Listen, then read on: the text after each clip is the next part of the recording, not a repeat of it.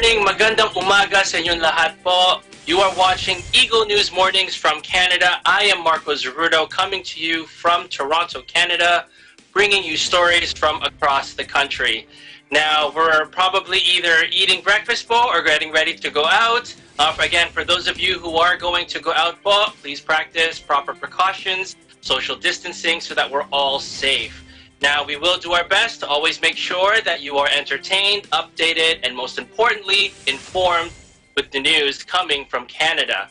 Now, before we get to today's headlines, let's see how the weather looks like in Manila. According to AccuWeather, the forecast is about 27 degrees with partly cloudy skies. And here in Canada, this is the weather starting from the West Coast. Now, the weather street scene comes from Justin Gumpal from Calgary, Alberta. Thank you very much, Justin. From across the country, in Vancouver, it is mostly sunny with 22 degrees. In Edmonton, mostly sunny, 18 degrees.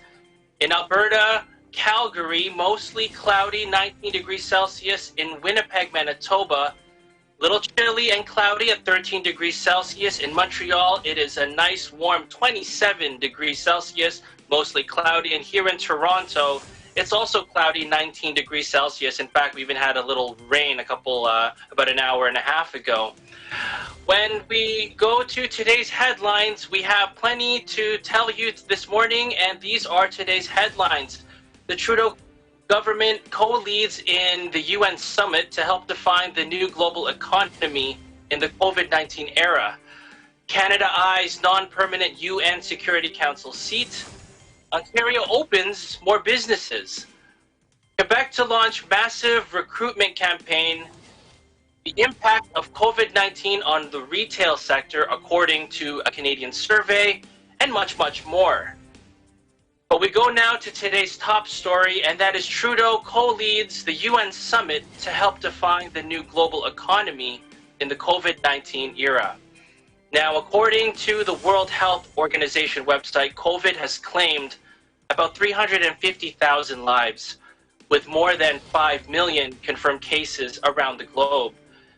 And the Canadian government on their website shared even more troubling numbers. The pandemic has caused more than 300 million people to lose their jobs, and the expectation of pushing another 30 million into extreme poverty.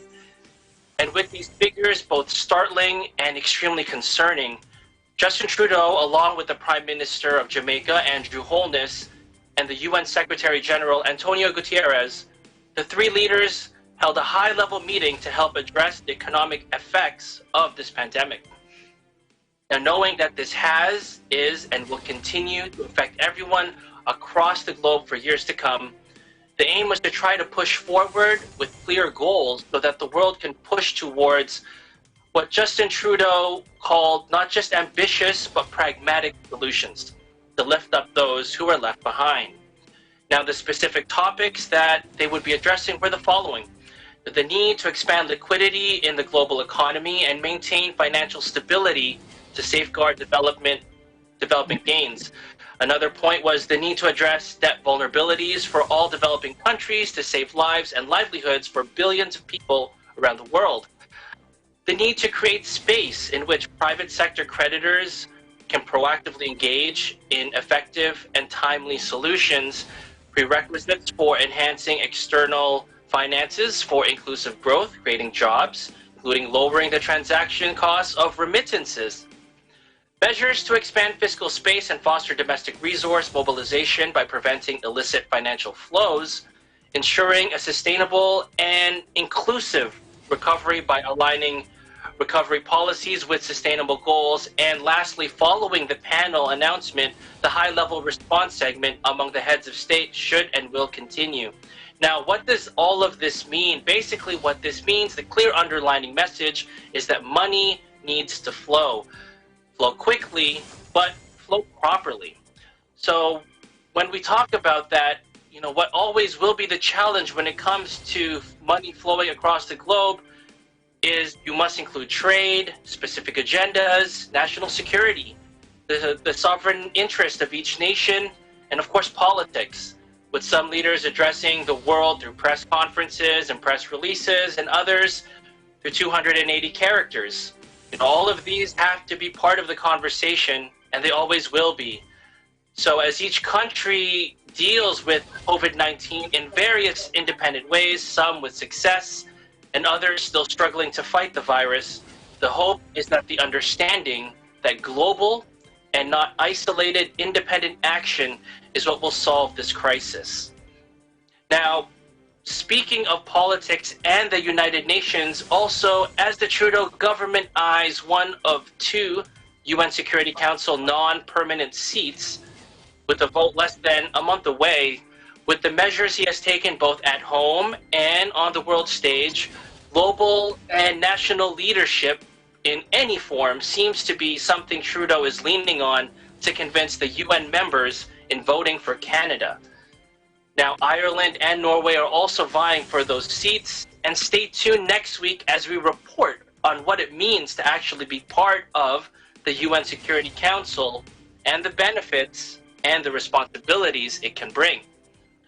Now, speaking of news closer to home, here in Ontario, according to the Canadian press, the provincial government has just approved more businesses to open, specifically in the health sector.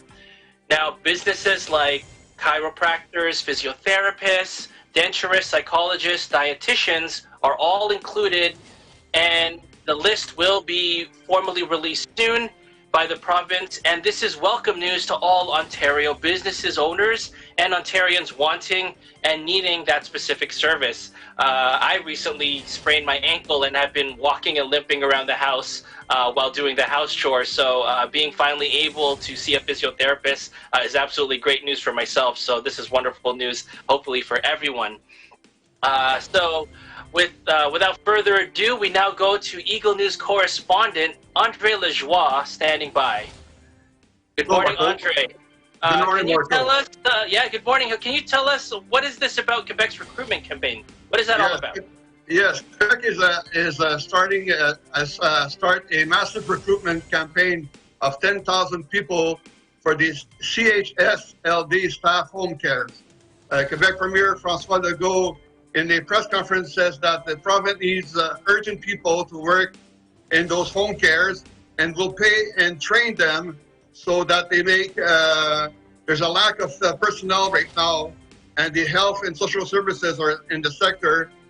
There's a big absence of employees, close to 10,000 people since the start of the COVID-19.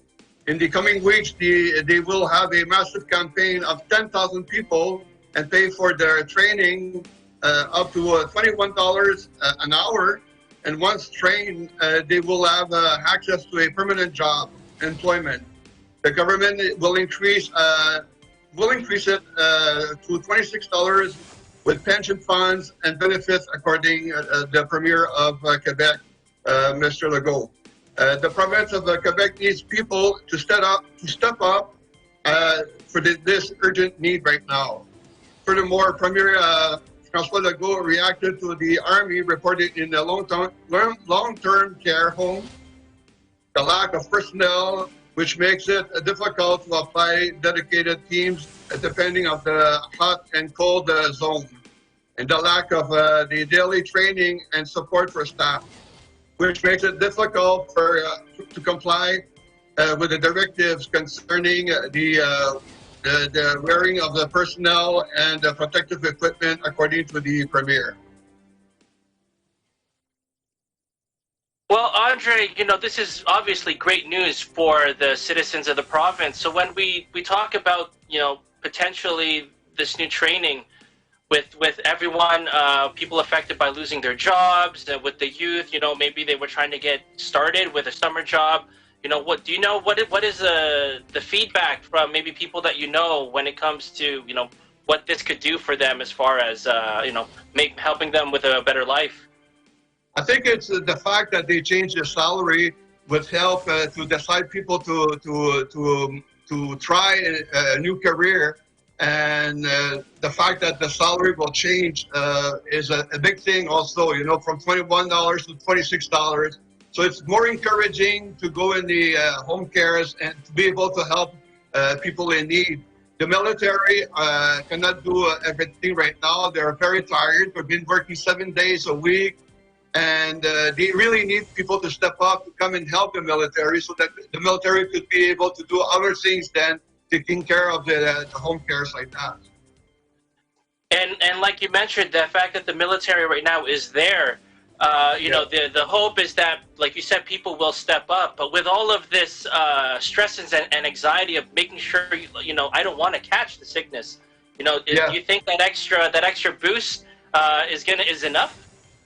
I think so. I think it's a little bit more encouraging. But then again, we had some feedback today, some of the home cares, where we have somebody from a 56 years old employee that passed away, was a week ago, was sent home because of the virus. Now, people are starting to ask many questions about the safety of being taking care of those centers. And some of them are afraid. Lots of them are afraid, but some of them are really encouraged. And the fact that the salary will change, it gives them a boost to an encouragement also to try this new challenge in their lives. Well, thank you very much, Andre, for that report. Thank you very much. Right now, let's go to the other side of the country in British Columbia. We go to Eagle News correspondent Jeanette Duazo from BC. Good morning, Jeanette. How are you? Hi, good morning, Marco, and good morning to our viewers in the Philippines. Now, tell us about this new data that came out regarding the impact of COVID-19 to retailers. What's that all about? Yes. Yesterday, Canadian Chamber of Commerce issued a statement regarding new data about the impact of COVID-19 on retail sector. In their statement, supported by labor force survey data, retail sector is on the top list of most impacted sector due to the closures and social distancing from the very beginning of the state of emergency due to COVID-19. Retail businesses, excluding grocery stores, stores that has food, pharmacy in the vicinity, are considered non-essential services, and they are relying heavily on the conventional physical in-store contact. Based on result of 2 surveys done by Statistics Canada, as of March 20, the top 5% of businesses by sector that reported layoffs to staff and laid off 80% or more of their workforce are accommodation and food services. They rank at 69%. Healthcare and social assistance, 64.2%. Arts, entertainment, and recreation, 61%. Retail trade, they came up at 51.2%. Educational services, 46.4%. So they're on the top 5. So according to the recent Canadian survey on business conditions, in April 2020, 12,600 businesses took part in an online survey about how COVID-19 is affecting their business. The wholesale and retail sector felt much bigger job loss, which has 374,000, compared to the accommodation and food services sector at 320,500. Also, according to the survey, the retail trade came in third at about 60%, were most likely to report a decline in revenue greater than 20%. On top of the list is accommodation and food services at 73%, followed by arts, entertainment, and recreation at 67%. So yesterday, I walked around the Chinatown here in the city center of Victoria. Some stores are open and some are still closed. Chinatown is busy all the time and always open all year round. So for me, it's a perfect place to observe. But very few people are on the street shopping, buying their bubble teas. You know, Chinatown is famous for their bubble teas, and they're browsing at souvenir shops. I even spotted one business who still have curbside pickup only service. But interestingly, the store owners, they're giving the products to their clients by lowering the bags attached to a string from a window. It's very interesting. You know, businesses are trying to to survive. They'll do anything and everything to continue to do their business. But on the other side, people are still cautious, including myself, to go shopping. So I chose to go to Chinatown as it has mixed line of businesses in one area and have direct access or front door from the street. So malls in Victoria are open. I drive by and see, based on the cars in the parking lot, it has about 1/3 to capacity of the mall. So, like the parking lot. So for me, though, I'm still staying out of malls for now. In Victoria, British Columbia, Jeanette Duazo, Eagle News. We live in interesting times. Thank you very much, Jeanette, for that report. Just before we get to the break, just a quick question. With all of these surveys, just from the people that is there kind of a personal reaction from anyone who's affected by the job losses, or for those maybe who still have a job? Like, what is the feeling right now there in your area? Well, for most, so for example, like on the report, right, on the data. So the accommodation and food services, that includes hotel and restaurants, right? So a lot of, and being in the tourist town of Victoria, a lot of hotels are closed, restaurants are closed. So I know a lot of people here in the community who have lost their job because they work in the accommodation and food services. I know one family, one individual in the household works as a taxi driver and one works in the hotel, and both of them have lost their jobs. So it's really, some sectors are really hit hard. So it's unfortunate, but hopefully these coming weeks and months we'll get back on it. Thank you very much, Jeanette, for that report. After the break, Ontario taking over management of high-risk long-term care homes. And in sports, the NHL announces the restart plan for the league. You're watching Eagle News Mornings from Canada.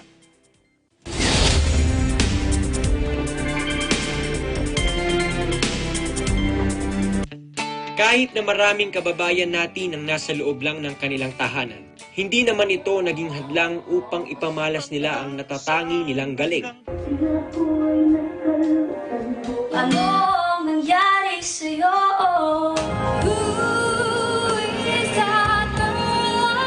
Sa ating next episode, saksihan ang online audition ng ating mga TNG aspirants. Siyempre, dito lang yan sa pinakamalaking talent competition sa Pilipinas, Tagisan ng Galing.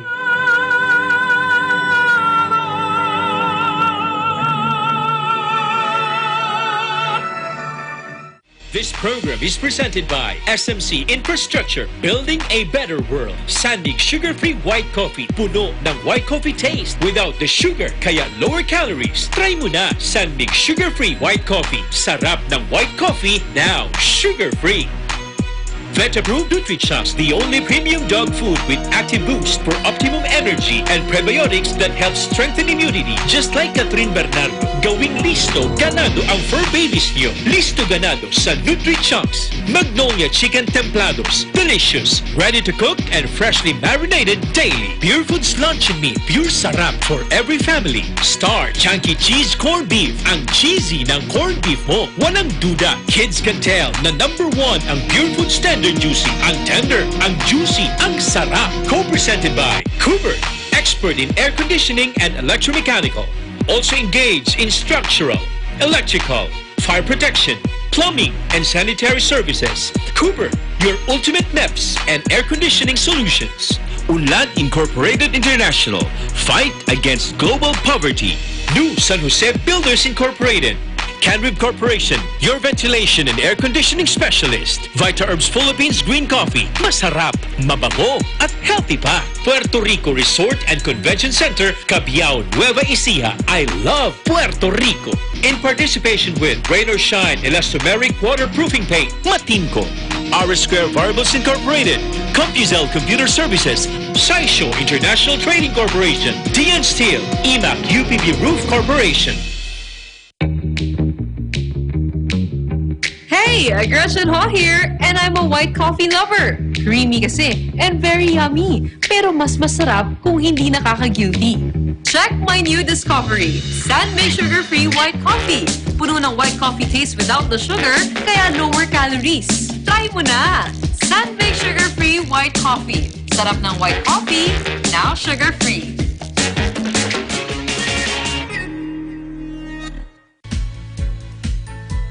The Bulacan Bulk Water Project is a treatment facility that will provide bulk water to the 24 municipalities of Bulacan to meet the increasing water demand of its residents. Through concessionaire, SMC Infrastructure also initiated the significant improvements of the Manila North Harbor Port, the country's busiest port. Listo at ganado ang baby ko sa vet-approved Nutri-Chunks with active boost and prebiotics na pampalisto. Made with real meat, with essential nutrients to help them grow healthy and happy. Listo, ganado sa Nutri-Chunks. Ikaw lang ang star ng buhay ko. Para sa akin, perfect ka. Ibang klase ang sarap ng corned beef mo. Ang cheesy ng corned beef mo. Pag Star Chunky Cheese Corned Beef, sarap ng corned beef, inangat pa ng real cheese cubes. Kaya perfect ang sarap. Star Chunky Cheese Corned Beef.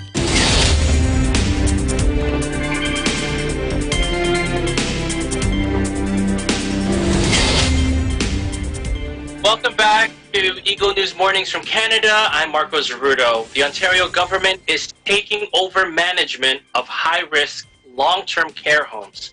Eagle News correspondent Ashley Sackmar has the details to this story.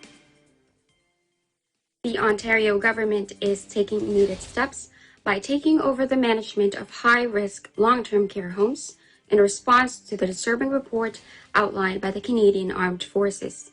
Earlier this week, the Canadian Armed Forces released a report that outlined claims of abuse and neglect against senior residents, deprived home conditions, and the lack of proper care from the staff. And that report was heartbreaking.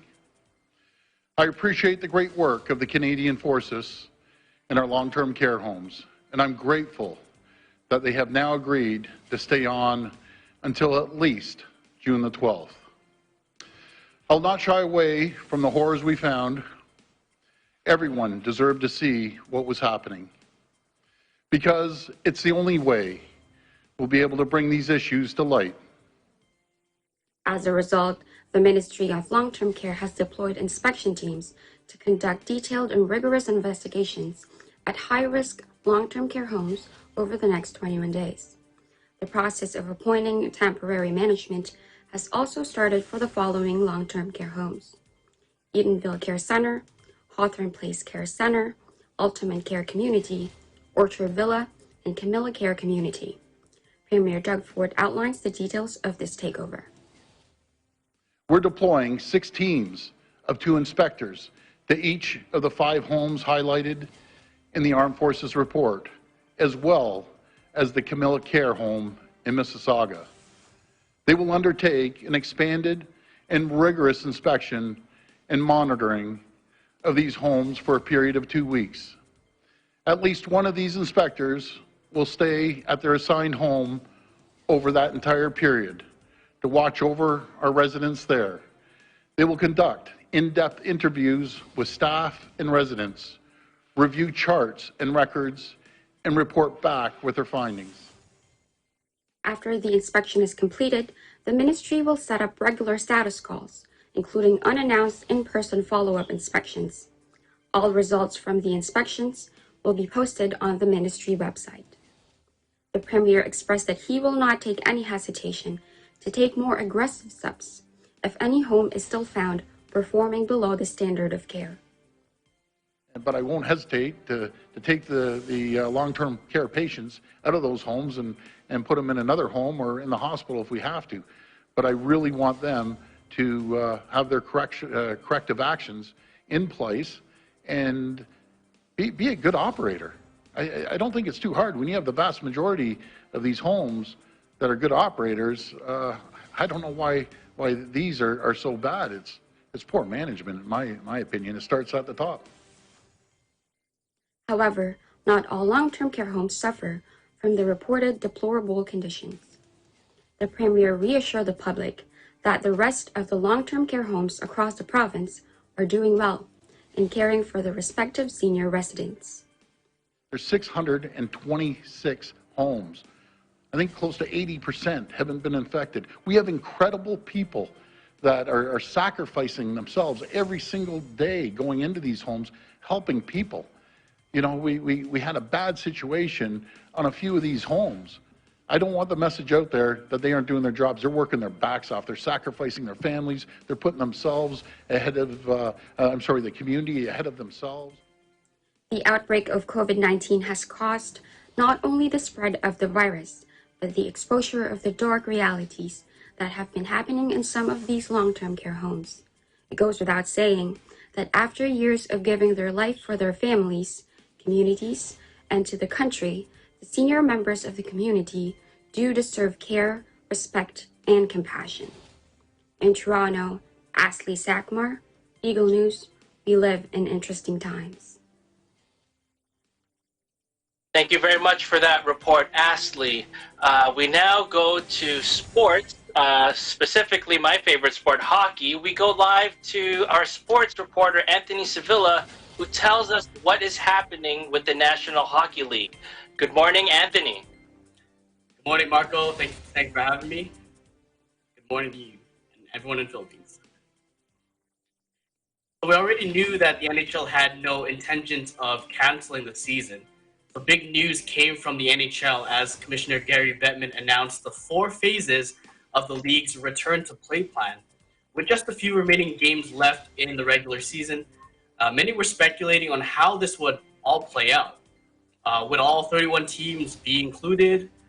Where will these games be held? And how do you isolate that many people for an extended period? So many players in recent weeks voiced their concerns about leaving family. So would they be able to be there? So watch as Gary Bettman addressed those issues in his announcement of the league's return to play plan. We will not do anything until we are assured by medical professionals and the relevant government authorities that it is safe and prudent to do so. 24 of our 31 teams will resume play. The top 12 in each conference as ranked by percentage points from our standings as they stood through the games of March 11th when we paused our season as a result of the COVID-19 pandemic. I can say we have narrowed the choices to a number of cities that as of today include Chicago, Columbus, Dallas, Edmonton, Las Vegas, Los Angeles, Minneapolis, St. Paul, Pittsburgh, Toronto, and Vancouver. There are no shortage of candidates that can help us do this. Again, the final determination will depend on COVID-19 conditions, testing availability, and government regulations. So as of now, the league is still hesitant to officially announce those 2 specific locations and the dates for those games. However, this was a huge step for the National Hockey League to make, and this gives the fans a clear insight of what to expect. As Gary Bettman also mentioned, they will not do anything until they are assured by medical professionals and the relevant government authorities that it is safe and proven to do so. We'll just have to wait and see what the NHL decides in the near future. Vancouver, Anthony Sevilla, Eagle News, we live in interesting times. Now, Anthony, before you go, just looking at the potential sites, you know, Vancouver was the host where Canada won the gold medal in the Olympics, Edmonton, where Wayne Gretzky played, one of, if not the greatest hockey player in the world, and Toronto, which is arguably at times called the center of the hockey universe. You know, what is the likelihood that the NHL might choose 1 or 2 of those Canadian cities? Well, as much as you would love to have games in Toronto and I wishing the games would be here in Vancouver, I feel uncertain that any of these 3 Canadian cities would be chosen. Travelers entering into Canada are still required to self-isolate immediately for a minimum 14 days upon arrival. So the NHL has not announced any specific dates on when those games will resume. So that might put those Canadian teams at a disadvantage if they have to quarantine. Vancouver Canucks general manager Jim Benning even said on Wednesday that the Canucks are exploring options on having their training camp in a US-based city if the Canadian border will require them to quarantine when stage 3 hits. However, that can change in the upcoming weeks, and we'll just have to wait for a decision from the National Hockey League. All right, thanks for that, Anthony. I guess we'll stay tuned, and hopefully we will see the puck drop, and we'll see some hockey. So that's our program for today. On behalf of the team here in Canada, we will continue to keep you updated, entertained, and most importantly, informed, so that you can continue to keep safe your family, your friends, and yourself. Thank you for watching po. Salamat sa pagpanonood in Toronto. Marco Zerudo, Eagle News. We live in interesting times. Bonjour, good morning, magandang umaga. Stay tuned for Aguila Bolita, hosted by Maricar Velasco. Thank you, Marco. Have a safe weekend. You too. Na ang mga pangunahing balita sa loob at labas ng bansa. Tinagid at kinalap ng Aguila News Team. Aguila Balita.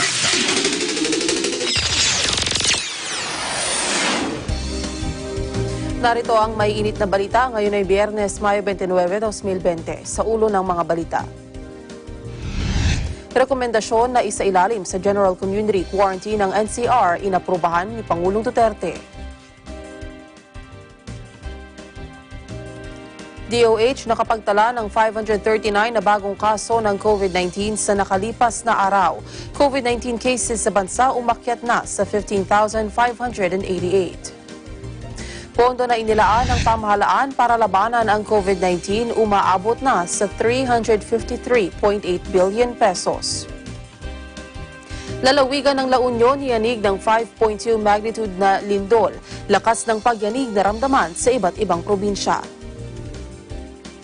Sa ating balitang abroad, mahigit sa 100,000 residente sa mga coastal areas sa southwestern Bangladesh isolated pa rin matapos manalasa ang Cyclone Amphan. Ako ang inyong magiging tagapaghatid balita. Ako po si Maricar Velasco. Sa detalye ng mga balita, inaprubahan na ni Pangulong Rodrigo Duterte ang rekomendasyon na isailalim sa General Community Quarantine ang Metro Manila simula sa June 1. Sa public address ng Pangulo, maliban sa NCR ay mananatiling nakasailalim sa GCQ ang Davao City, Regions 2, 3, 4A, Calabarzon, Pangasinan at Albay. Ayon pa sa Pangulo, ang nalalabing bahagi naman ng bansa ay isa sa ilalim na sa Modified General Community Quarantine o MGCQ. The NCR will now be placed under the General Community Quarantine or the GCQ starting June 1. Davao City will remain GCQ rather. And the other areas under GCQ, itong ating task force, the regions that would remain under GCQ will be regions 2, 3, 4A, and Pangasinan, Albay. Yan sila until we have reviewed the general situation. We are not happy to put you in this place, but after review, maybe we can. But then just let me tell you today that of those who are of late infection or those arriving in the country, we have a spike of about 5,000. Secretary, 500 rather, sorry, 500 lang. And Secretary Duque will expound more on that. The rest of the country will be placed under modified general community quarantine. Again, the rest of the country will be placed under modified general community quarantine. That is very clear now. In other areas, it will be again on a piecemeal basis depending on the viability of the place to meet the challenges of COVID. But from time to time, Secretary Roque would give us the places where there will be change.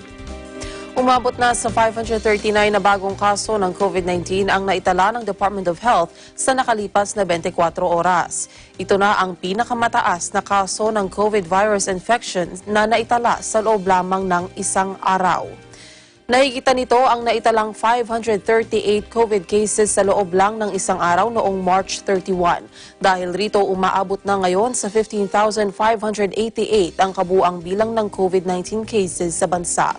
Pinakamarami sa mga bagong kasong ito ay mula sa NCR na nasa 330, 99 sa iba't ibang lugar sa bansa, 55 mula sa Region 7 at 55 naman mula sa repatriates. Umabot naman sa 3,598 ang bilang ng naka-recover mula sa virus. Ito ay matapos na may 92 pang pasyente ang naka-recover mula sa sakit. May 17 naman na nasawi dahil sa COVID-19 at dahil dito, umabot na sa 921 ang nasawi dahil sa virus. Matapos ang mahigit 2 buwang pagpapatupad ng community quarantine sa National Capital Region at iba't ibang lugar sa bansa, inanunsyo ng Department of Health ang patuloy pang pagbagal ng pagkalat ng COVID-19 infection sa bansa. Ayon kay Health USEC Maria Rosario Vergere, sa ngayon ay nasa 7 days na ang case doubling o pagdoble ng COVID-19 infection, hindi lang sa NCR kundi maging sa buong bansa mismo. Kung pagbabasehan ang bilis ng pagdami ng mga kaso ng COVID-19 noong bago magpatupad ng enhanced community quarantine ang pamahalaan, sinabi ni Vergere na malaking improvement na ito. Noon kasi anya ay 2 hanggang 3 araw ang case doubling hanggang makalipas sa ang 30 araw ng pagpapatupad ng ECQ ay mas lalo pang bumagal ang pagdami ng mga kaso ng COVID na umabot na sa 5 araw. Maging ang bilang ng mga namamatay dahil sa virus ay patuloy rin anyang bumababa.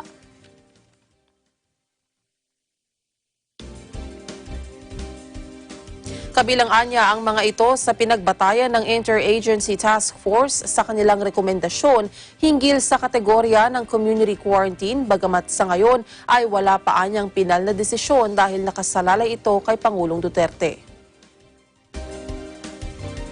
Pinaplansya na ng Philippine National Police ang pagtatayo ng RT-PCR testing facility sa kanilang regional office, partikular sa Region 7 at Region 11. Kasunod ito ng matagumpay na inaugurasyon ng una nilang testing facility para sa COVID-19 sa loob ng Crime Laboratory sa Campo Crame. Ayon kay PNP Deputy Chief for Administration Lieutenant General Camilo Cascolan, inatasan na sila ni PNP Chief General Archie Francisco Gamboa para bumalangkas ng hakbangin para sa pagtatayo ng pasilidad sa nasabing mga rehiyon. Ito ay upang maagapan at mapigilan ang pagdami ng mga pulis na tinatamaan ng virus sa Region 7 at Region 11 na kabilang sa mga lugar na may mga mataas na kaso ng COVID-19. Nilinaw din ni Cascolan parehong procedure ang kanilang gagawin para masertipikahan at may isyuhan ng license to operate ang 2 itatayong pasilidad. Pondo ng pamahalaan sa paglaban sa COVID-19 pandemic umabot na sa 353.8 billion pesos ayon sa Malacanang. May report si Vic Sumintak. Umaabot na sa 353.8 billion pesos ang pondong nailaan ng gobyerno kaugnay ng paglaban sa COVID-19 pandemic. Sinabi ni Budget Secretary Wendell Abisado sa virtual briefing sa Malacanang na patuloy na maglalaan ng pondo ang pamahalaan para sa COVID-19 sa ilalim ng Bayanihan We Heal as One Act. Ayon kay Abisado, 246.5 billion pesos ay mula sa savings ng iba't ibang ahensya ng pamahalaan. Ang 96.7 billion pesos naman ay mula sa unprogrammed appropriation ng national budget. Samantalang ang 10.6 billion pesos ay galing sa mga reprogram existing government projects. Sinabi ni Abisado na sa pamamagitan ng Bayanihan We Heal as One Act ay may kapangyarihan si Pangulong Rodrigo Duterte na mag-realign ng pondo ng iba't ibang ahensya ng pamahalaan para tugunan ang emergency na dulot ng COVID-19. 3.8 billion has already been released to various departments and agencies of the government to support their COVID-related interventions. And this was made possible through the Bayanihan to Heal as One Act, which authorized the President to realign, reallocate, and reprogram both the 2019 and the 2020 budgets respectively. Para sa Eagle News, Vic Sumintak, we live in interesting times.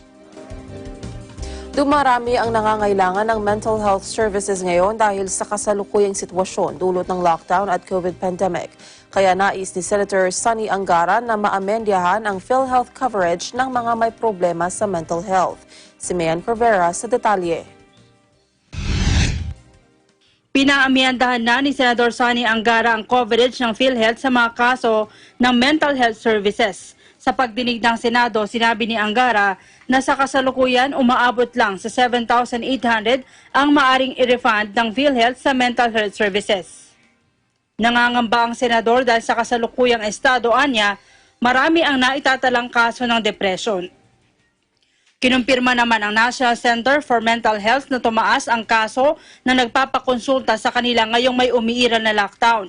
Sabi ni Dr. Roland Cortez, hepe ng NCMH, na bagong health crisis dulot ng COVID-19, 60 hanggang 80 lang ang natatanggap nilang tawag at humihingi ng konsultasyon hinggil sa problema sa pag-iisip. Pero sa nakalipas na buwan, nakapagtalanaan na sila ng 300 hanggang 400 kaso. Last started lockdown on the National Center for Mental Health last March.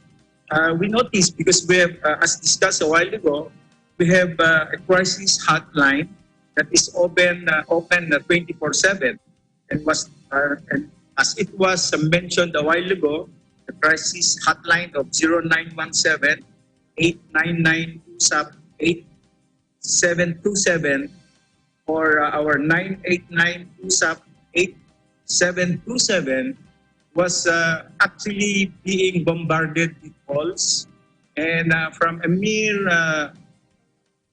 actually we only have about 60 to 80 calls at the time before the COVID issue, and when we started to have this lockdown, we had and almost 300 to 400 calls per month, meaning to say that there are a lot of people wanting to communicate with the experts that we place in the crisis hotline that actually were mostly due to anxiety and depression because of the quarantine lockdown that has been going. Samantala, kasama naman sa nais paamyandahan ni Angara ang Section 5 ng Mental Health Law para mabigyan ng kaukulang kompensasyon ang mga manggagawa ng gobyerno na nagkaroon ng mental disability habang naka-duty.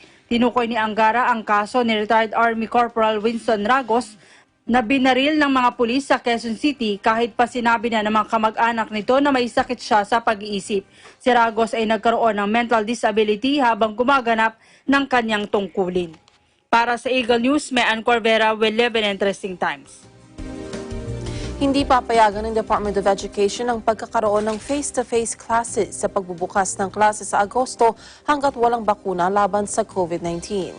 Ito ang binigyang diin ni DepEd Secretary Leonor Briones sa naging pahayag ni Pangulong Duterte na suspendihin ang face-to-face classes habang walang bakuna sa naturang virus. Sinabi ni Secretary Briones na nakadepende ang pagsasagawa ng face-to-face classes sa risk level ng COVID-19 ng isang lugar o ng isang paaralan. Kaugnay nito ay ipatutupad ng kagawaran ng edukasyon ang blended learning program bilang alternatibong pamamaraan sa pagtuturo ng mga estudyante habang hindi pa natatapos ang COVID-19 pandemic. There will be no face-to-face classes and sessions until we are assured of the safety of our children and our teachers.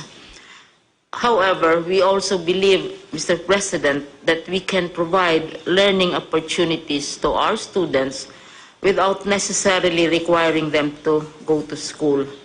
And this we can do through what is described as blended and distant learning. Mr. President, this is not a new thing. We have many universities and schools which offer distant learning in many ways. We now call it blended learning because various approaches which are adjusted to the actual situation of the communities will be applied.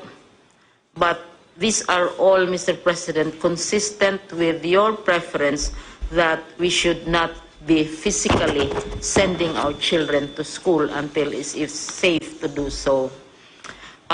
What is the so-called blending or learning modalities? Because right now, there is a bill which is filed in Congress on this.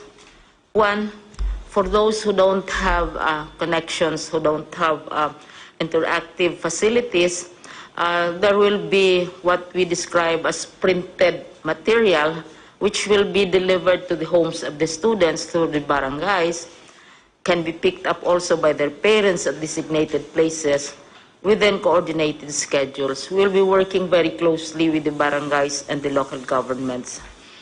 And the second approach is now very popular, Mr. President. This is the online learning platform, and we in DepEd, we have what we describe as DepEd Commons. Right now, we already have over 7 million subscribers, wherein lessons, homework, quizzes, tips to learners and to teachers are all in the DepEd Commons and are accessible even to the parents. So we have instances, Mr. President, of parents who are abroad and who are monitoring what is happening to their children. They also go to the DepEd Commons and check on how their children are doing. Now, in cases, Mr. President, where there is no connectivity and printed materials may not be available immediately, we have the classic long-time approaches which have always been used in education, and this would be television. Those homes which do not necessarily have connectivity and may have television. And the most and the best used approach, of course, is radio-based instruction. Kasi ang television, mga 1950s, 60s, radios have been around since the 1800s when it was first invented. And we know that 2 world wars were won through radio messages and not necessarily computers and so on. Susunod, international aviation gateways palalawakin na rin. Ang detalye na yan sa pagbabalik ng Aguila Bolita sa umaga. Aguila Bolita.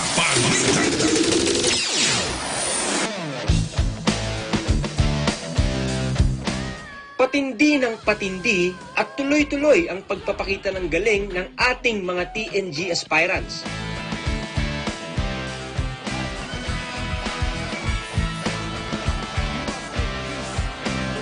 Abangan ang kanilang performances sa pinakamalaking talent competition sa buong bansa, Tagisan ng Galing.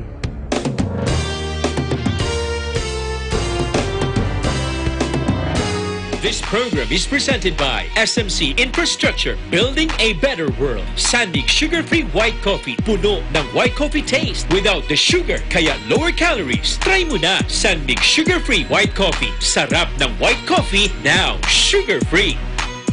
Vet-approved NutriChocs, the only premium dog food with active boost for optimum energy and prebiotics that help strengthen immunity. Just like Catherine Bernardo, gawing listo, ganado ang fur babies niyo. Listo ganado sa NutriChocs. Magnolia Chicken Templados, delicious, ready to cook and freshly marinated daily. Pure Foods Luncheon Meat, pure sarap for every family. Star Chunky Cheese Corned Beef, ang cheesy ng corned beef mo. Walang duda, kids can tell na #1 ang Pure Foods Tender Juicy. Ang tender, ang juicy, ang sarap. Co-presented by Cooper, expert in air conditioning and electromechanical. Also engaged in structural, electrical, fire protection, plumbing and sanitary services. Cooper, your ultimate MEPS and air conditioning solutions. Unlad Incorporated International, fight against global poverty. New San Jose Builders Incorporated. Canrib Corporation, your ventilation and air conditioning specialist. Vita Herbs Philippines Green Coffee. Masarap, mabango, at healthy pa. Puerto Rico Resort and Convention Center, Cabiao, Nueva Ecija. I love Puerto Rico. In participation with Rain or Shine Elastomeric Waterproofing Paint, Matinco. R Square Variables Incorporated, CompuZell Computer Services, Saisho International Trading Corporation, DN Steel, EMAC UPB Roof Corporation. Hey, Gretchen Ho here, and I'm a white coffee lover. Creamy kasi, and very yummy. Pero mas masarap kung hindi nakaka-guilty. Check my new discovery, San-Made Sugar-Free White Coffee. Puno ng white coffee taste without the sugar, kaya lower calories. Try mo na! San-Made Sugar-Free White Coffee. Sarap ng white coffee, now sugar-free.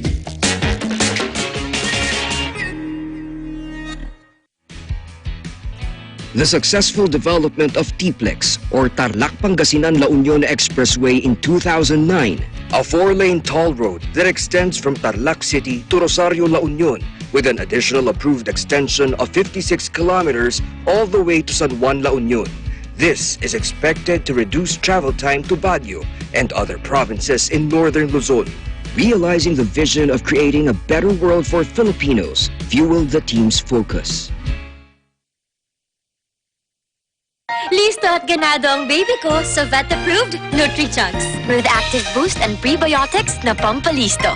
Made with real meat, with essential nutrients to help them grow healthy and happy. Listo, ganado sa NutriChunks. Ikaw lang ang star ng buhay ko. Para sa akin, perfect ka. Ibang klase ang sarap ng corned beef mo. Ang cheesy ng corned beef mo. Pag Star Chunky Cheese Corned Beef, sarap ng corned beef, inangat pa ng real cheese cubes. Kaya perfect ang sarap. Star Chunky Cheese Corned Beef. Aguila Bolita. Ibabalik na ang partial operations ng rail system sa bansa sa simula ng General Community Quarantine ng Metro Manila sa June 1. Ayon kay Department of Transportation Secretary Arthur Tugade, naghanda na ang mga tauhan ng DOTR sa railway sector sa pagsisimula ng operasyon. Sinabi ng kalihim na nalagyan na ng marka ang mga upuan, ticket booth at iba pa upang magkaroon ng gabay sa mga pasahero. Samantala, palalawakin na rin ang international aviation gateways sa bansa kapag naisailalim na ang Metro Manila sa General Community Quarantine o GCQ. Ayon kay Secretary Tugade, kabilang sa papalawigin ang paliparan sa Clark, Cebu at Davao. Sa ngayon, aniya, ang tanging pinapayagan lang para sa international landing at takeoff ay ang Ninoy Aquino International Airport. Sa ibang balita, niyanig ng 5.2 magnitude na lindol ang La Union kahapon. Ayon sa Philippine Institute of Volcanology and Seismology o PHIVOLCS, naitala ang lindol alauna 17 kahapon. Natukoy ang epicenter nito 17 kilometro sa hilagang kanluran ng San Fernando City. May lalim itong 57 kilometro. Naitala naman ang mga sumusunod na intensities at instrumental intensities sa iba't ibang lugar.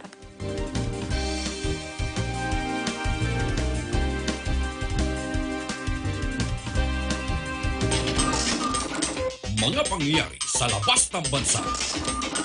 Balitang Abroad.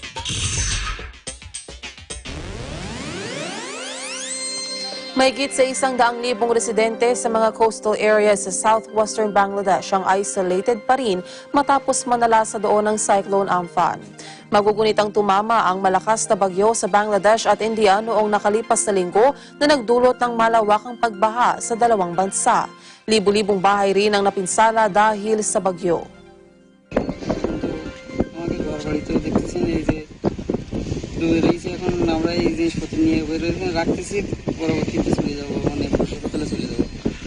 তিনখান ঘর বেশি গেছে আচ্ছা মাল মালা সব হলো Hindi natuloy ang launching ng SpaceX International Space Station dahil sa masamang panahon. Nakatakda sanang mag-take-off ang NASA astronauts na sina Bob Becken at Doug Hurley lulan ng Crew Dragon capsule, subalit nakatanggap sila ng tawag mula sa SpaceX na i-abort ang mission.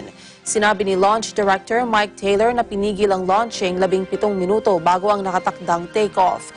Ayon naman kay NASA Chief Jim Bridenstine, mapanganib ang isasagawang launching dahil sa nararanasang lightning storm sa himpapawid. Susubukan uli ng SpaceX launching sa Sabado. Dumating din sa Florida sina US President Donald Trump at First Lady Melania Trump para sana panoorin ang launching. Agad din silang bumalik sa White House matapos i-anunsyo na nakakansela ang spacecraft launch. At yan ang naging kabuuan ng ating may init na balita. Sa pangalan ng ating mga kaagapay sa Eagle News Service, ako po si Maricar Velasco and we live in interesting times. Susunod na ang programang Saganang Mamamayan kasama sina Congressman Dante Marcoleta at Jenso Bertaga. Sumainyo ang mga balitang kinarap, maingat na isinulat at inihanay ng Eagle News Service.